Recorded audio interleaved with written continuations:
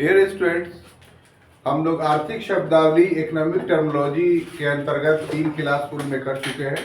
ये चौथा क्लास है और आज के क्लास में भी कुछ महत्वपूर्ण शब्दावलियों पर, टर्मिनोलॉजी पर हम लोग अध्ययन करेंगे। उसमें पहला है एंड डेटेड चेक, यानी पूर्व दिनांकित चेक। इसका अर्थ ये होता है कि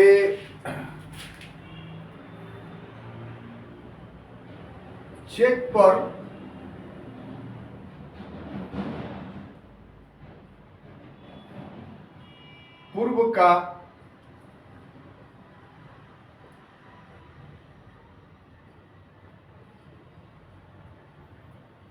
पूर्व की डाली गई तिथि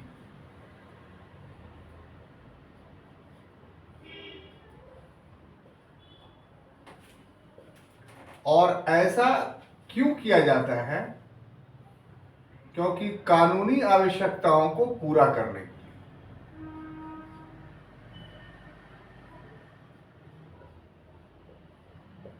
कानूनी आवश्यकता को की पूर्ति हेतु हम ऐसा करते हैं।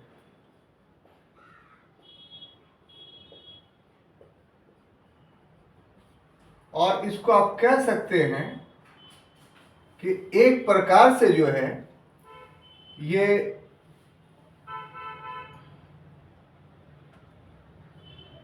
अदृश्य रूप से अवैध है।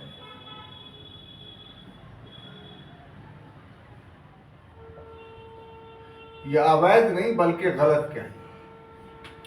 तो आप चेक के, मान लिया जाए कि आप जारी कर रहे हैं कब, तो 10 तारीख को, और तो 10 तारीख को चेक जारी कर रहे हैं, इसका मतलब है कि उसका भुगतान 10 तारीख या उसके बाद होगा।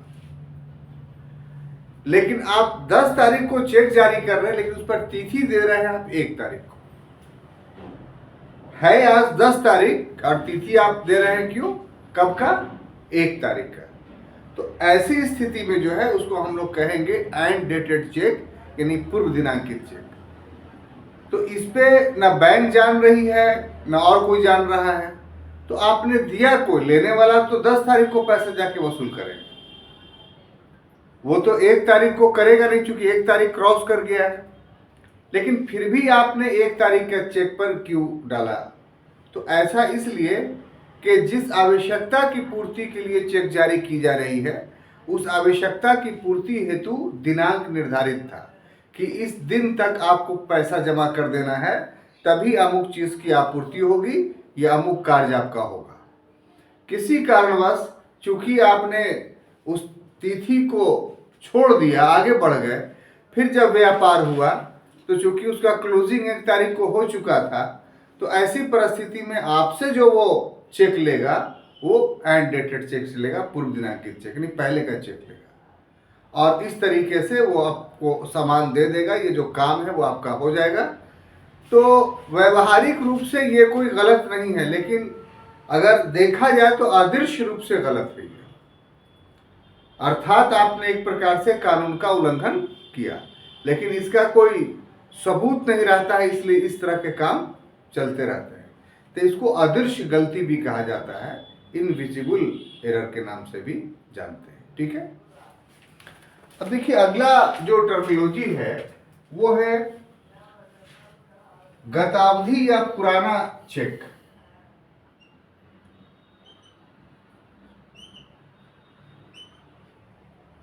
गतावधि या पुराना चेक, इसको इंग्लिश में हम लोग बोलेंगे एस्टेल चेक।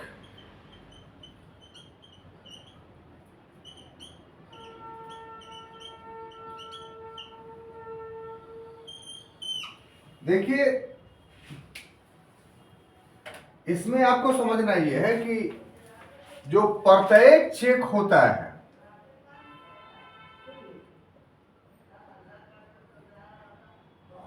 इस प्रत्येक चेक की एक भुगतान अवधि होती है। ठीक है। भुगतान अवधि का अर्थ यह हुआ कि पेमेंट पीरियड उसका होता है।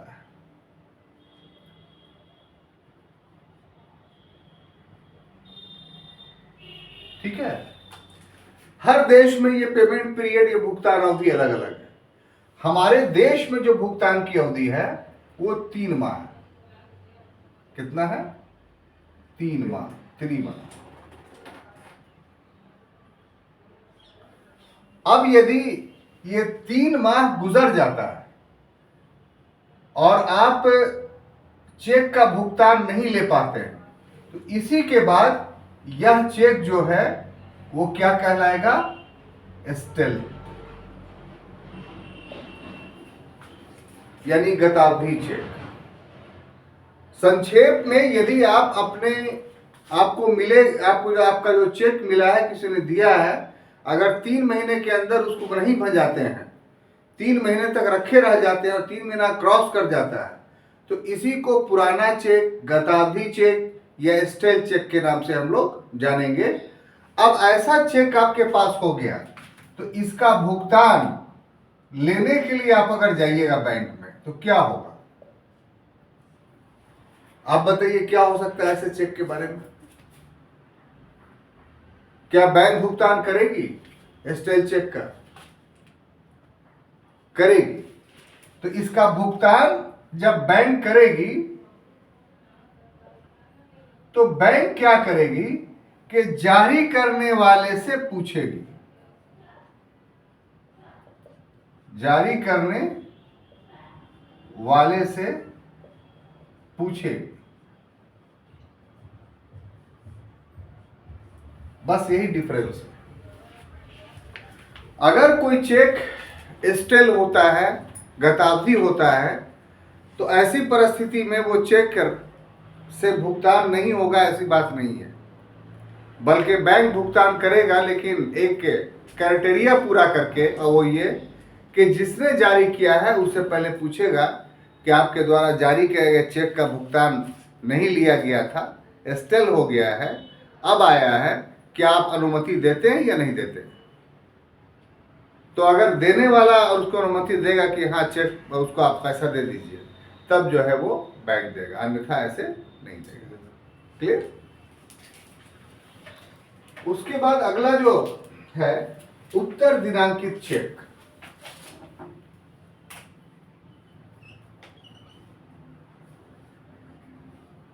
उत्तर दिनांकित चेक,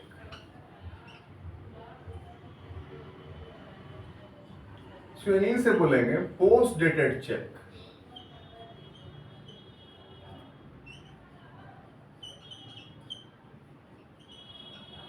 पोस्ट डेटेड चेक, ये कैसा चेक है भाई? तो यदि किसी चेक पर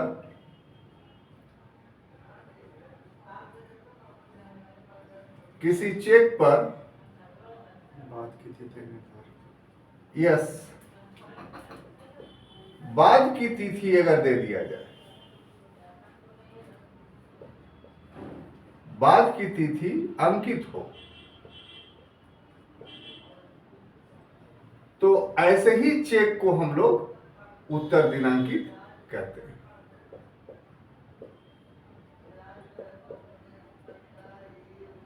अब इसमें ऐसा क्यों होता है? बहुत सारी अनिवार्यताएं और आवश्यकताएं होती हैं कि व्यापार में उसने कहा कि हम सामान अभी नहीं देंगे, आपको इस तारीख को देंगे, पैसा आप दे दीजिए, ताकि गारंटी हो जाए, मतलब सामान मेरा आएगा तो बिक जाएगा, तो हम देने वाले बोले ठीक है, तो आपको उसी तिथि का हम चेक दे देते हैं कि जब सामान आप भेजिएगा तब पैसा आपका मिल जाएगा, गारंटी हमने दे दिया, आपको चेक दे दिया। इसका मतलब क्या होगा? तिथि आएगी तो आपको पैसा मिल जाएगा। ऐसा भी हो सकता है कि जिसका खाता है उसके खाते में पैसा नहीं है और वो सामान ले लिया और उसके बाद उसको जारी करते वक्त बोला कि देखिए भाई अभी तो पैसा नहीं है, हम जाएंगे तो डाल देंगे, हम उस जिस दिन डालेंगे उस दिन का तिथि दे रहे हैं आपको।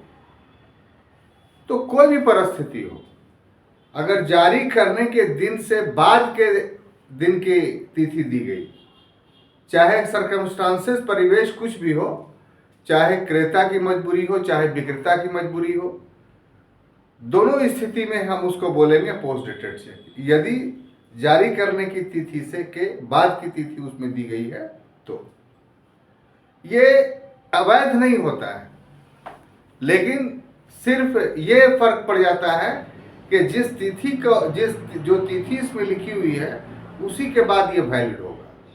विड्रावल पैसे का उसी के बाद होगा, उसके पहले नहीं। जबकि चेक का क्या है, जिस समय जारी किया गया उसी समय से वैलिड हो जाता है और उसके बाद भुगतान आप ले सकते हैं 3 महीने तक। 3 महीने के बाद वो स्टेल होता है। लेकिन यदि तिथि बाद की दी हुई है तो ऐसे चेक को हम लोग पोस्ट डेटेड चेक के नाम से। जब स्वतंत्रता आंदोलन चल रहा था, याद होगा आपको, तो एक घटना घटी थी हम लोग के स्वतंत्रता आंदोलन में, जिसको बोलते थे हम लोग क्रिप्स मिशंस। तो क्रिप्स प्रस्ताव जो आया था स्टुअर्ट क्रिप्स के द्वारा 1942 में, तो उसमें बहुत सारे वादे किए गए थे भारतीयों से कि देखिए अभी द्वितीय विश्व युद्ध चल रहा है, ब्रिटिश सरकार का साथ दीजिए, जब युद्ध खत्म हो जाएगा तो आपको ये सुविधाएं देंगे, संविधान सभा दे देंगे, सरकार में भागीदारी दे देंगे। तो लोगों ने कहा था, खासतौर से गांधी जी ने और जवाहरलाल नेहरू ने, कि एक ऐसा प्रस्ताव है जो पोस्ट डेटेड चेक है और जिसका बैंक दिवालिया होने वाला है। लास्ट में उसमें जवाहरलाल नेहरू ने ये दे दी, जोड़ दिया। तो क्यों जोड़ा था? क्योंकि जो वादे किए जा रहे थे, डिमांड था कि अभी आप दीजिए, लेकिन वादा की पूर्ति की शर्त रखी गई थी कि जब द्वितीय विश्व खत्म हो जाएगा तब आपको संविधान सभा दिया जाएगा। तो इसीलिए इस प्रस्ताव को गांधी जी ने कहा पोस्ट डेटेड चेक। चेक तो था नहीं, लेकिन उपमा लिया पोस्ट डेटेड से। ठीक है। अब देखिए अगला जो टर्मिनोलॉजी है वो है ड्राफ्ट।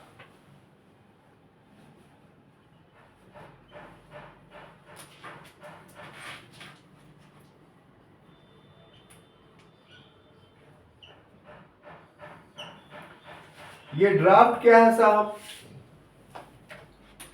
तो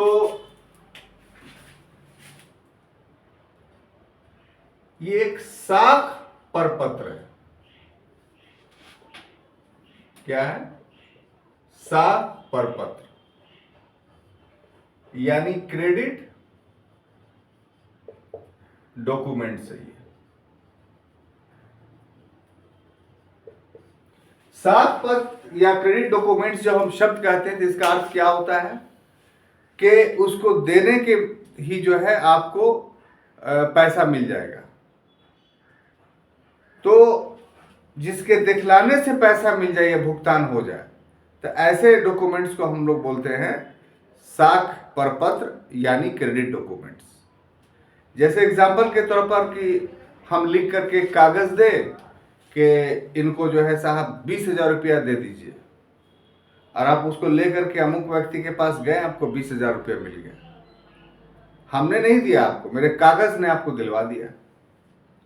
तो हमारे हाथ से लिखा हुआ जो ये कागज है ना, ये एक प्रकार का साख परपत्र है। तो उसके बहुत सारे रूप हो सकते हैं, पूर्व में हम लोग पढ़ चुके हैं। जैसे हुंडी हम लोगों ने देखा था और चेक हम लोगों ने देखा था। तो हुंडी और चेक में क्या डिफरेंस था? अगर ऊपरी तौर पर देखा जाए तो किसी बैंक के द्वारा जो पैसे के लेन देन हेतु जो डॉक्यूमेंट्स जारी करने का अधिकार ग्राहक को दे दिया जाता है। ग्राहक को अपनी राशि किसी को देने के आदेश देने का अधिकार जो दे दिया जाता है, तो उस आदेश का प्रयोग जिस कागज पर वो करता है ग्राहक, उसी को तो बोलते हैं चेक। जिसमें ग्राहक देने वाले को क्या कहता है कि धारक को दे दिया जाए। किसे आदेश देता है? तो जहां उसका पैसा बैंक में जमा है। तो ये भी एक प्रकार का चेक जो है आपका साख परपत्र है। अब हुंडी चेक से पहले की अवस्था थी, और वो कौन सी अवस्था थी कि निजी तौर पर कोई व्यापारी पैसे का व्यापार जो करता था, तो उसके बहुत जगह पर एजेंसीज होते थे, हर शहर में, दूसरे देशों में। तो व्यापारी को अगर अपना धन ले जाने में दिक्कत होता था तो उस एजेंसी के किसी भी सेठ के यहाँ पैसा जमा कर दिया और उस सेठ ने जो है एक कागज पे लिख के उसको दे दिया कि अमुक देश में मेरा एजेंसी है, वहां जाकर के आप इतना पैसे का भुगतान कर लीजिए। तो इस ढंग से हुंडी की शुरुआत हुई थी। उसको सुविधा क्या हुआ कि उसका पैसा सुरक्षित रहा, कोई चोर ले नहीं पाया। लेकिन आज हुंडी का एक दूसरा रूप है कि आज हुंडी एक अवैध व्यापार हो गया है कि आप इस तरह का ट्रांजैक्शन जिसमें बिना बैंक में जमा किए हुए आपका निकासी हो जाता है, तो ये हर देश में अवैध माना जाता है।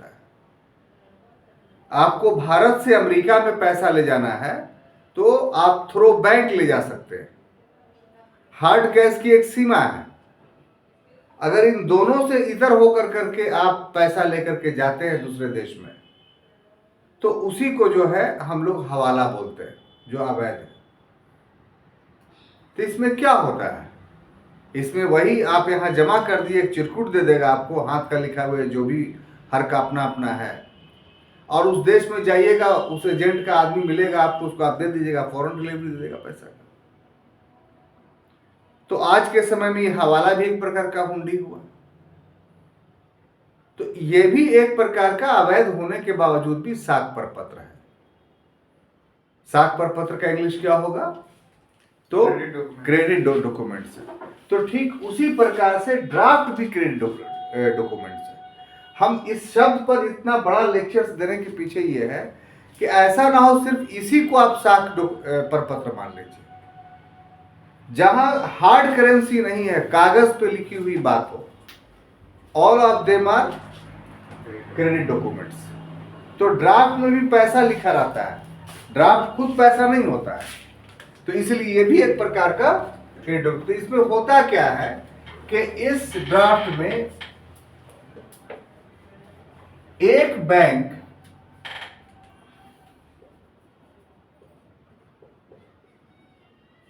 अपनी दूसरी शाखा को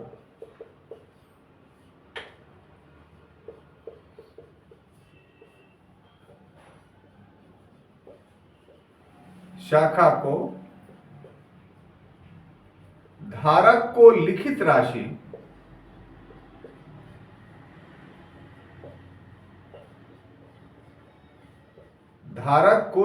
राशि देने का आदेश देता है,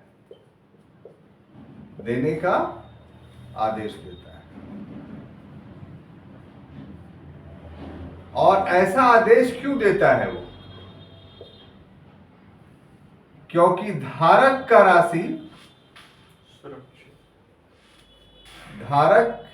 की राशि प्रथम बैंक ले चुका होता है।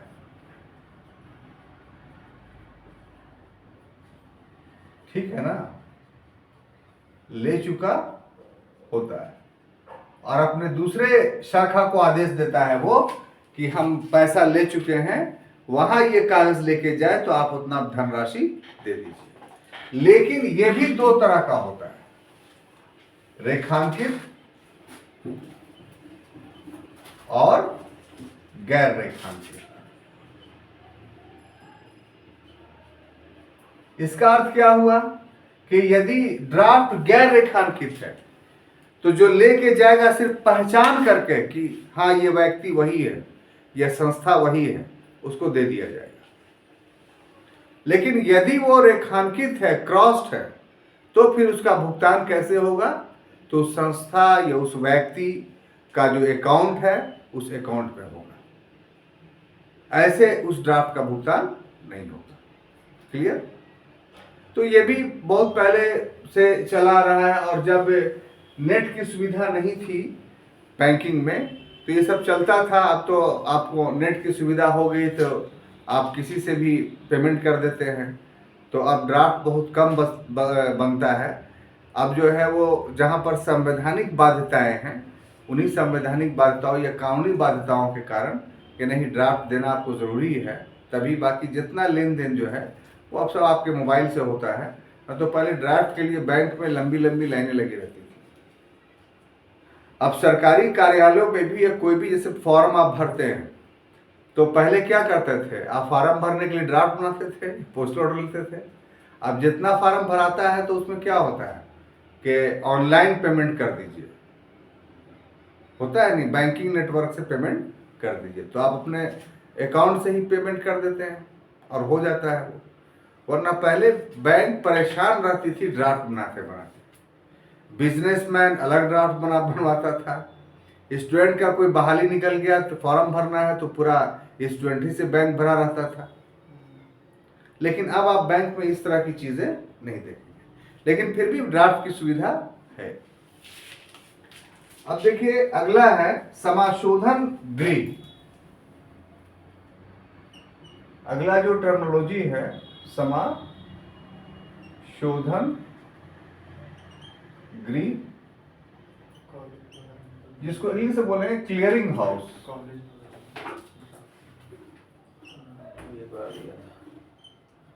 Clearing house. तो यह समाशोधन गृह क्या है साहब, कि यदि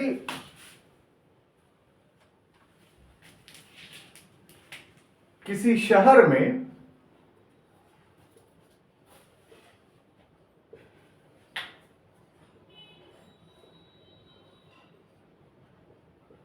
दो या उससे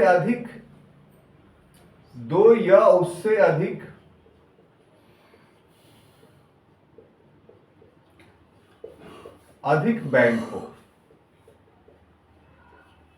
ठीक है, तो प्रत्येक बैंक का चेक होगा,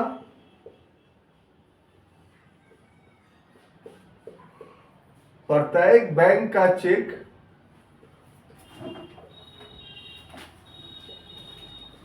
एक दूसरे के यहां जमा हो सकता है।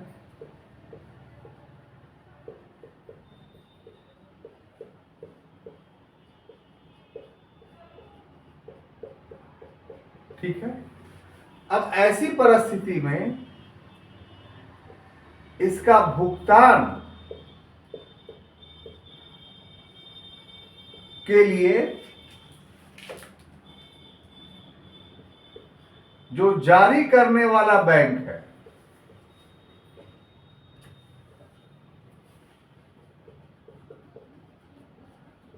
उससे पहले वसूली होगी। तो इस वसूली के लिए जो है वो एक स्थान होता था, जिस स्थान पर चेकों की अदला बदली,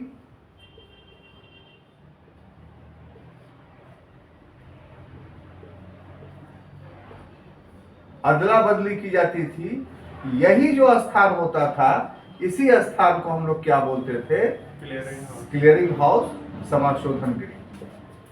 तो आमतौर पे ये जो समाशोधन गृह होता था, यह होता है, कह लीजिए, वो रिजर्व बैंक की शाखा होता है। कौन? रिजर्व बैंक तो मद्रास में उसका हेडक्वार्टर है, लेकिन बहुत सारी जगहों पर होता है, जैसे पटना में उसकी शाखा है। और जिस जगह पर रिजर्व बैंक का शाखा नहीं है, जैसे गया में शाखा नहीं है, तो इसके जगह पर वहां जो स्टेट बैंक है, वो स्टेट बैंक समाशोधन गृह का काम करता है। इसको फिर से समझ लीजिए कि चेक जारी किया जाता है तो आपका स्टेट बैंक का अकाउंट है, लेकिन जिसको आपने जारी किया, मान लिया जाए वो क्रॉस है, यानी रेखांकित आपने जारी किया, तब तो वो किसी अकाउंट में जमा होगा, और उसका स्टेट बैंक में अकाउंट नहीं है, जिसमें आपका अकाउंट है उसमें उसका नहीं है, उसका केनरा बैंक में है। तो वो तो अपने केनरा बैंक में जाकर के जमा करेगा। तो केनरा बैंक का तो वो चेक नहीं ना है, ये ड्राफ्ट तो नहीं है वो। अब नहीं है तो इसका मतलब केनरा बैंक के पास पैसा नहीं आया, वो किसी दूसरे बैंक में आपने पैसा जमा किया है, तो फिर ये क्यों दे आपको? अगर दे देगा तो उसको तो घाटा है। तो ऐसी परिस्थिति में जो क्लियरिंग हाउस होता था, और आप ऐसी परिस्थिति में आप चेक लेके उस समय जाते थे, तो बैंक फौरन भुगतान नहीं कर देता था। क्या करता था? बोलता है कि आप कल आइए, परसों आइए, तब आपका भुगतान करेंगे। तो उसका आदमी, उस बैंक का आदमी जो है क्लियरिंग हाउस में जाता था शाम में, और वहां सारे बैंक के प्रतिनिधि पहुंचे रहते थे इसी तरह का चेक लेकर के। तो उसमें चेकों का आदान प्रदान होता था, यानी पैसे का, कि मेरे बैंक में 1 लाख रुपया देने के लिए आपका आया है, आपके बैंक में कितना आया है, तो 80,000 आया है, तो 20,000 का फर्क हुआ, तो 20,000 रुपया जो है उस बैंक वाले को एक दूसरे बैंक ने दे दिया, तो ये हिसाब बरोबर हो गया।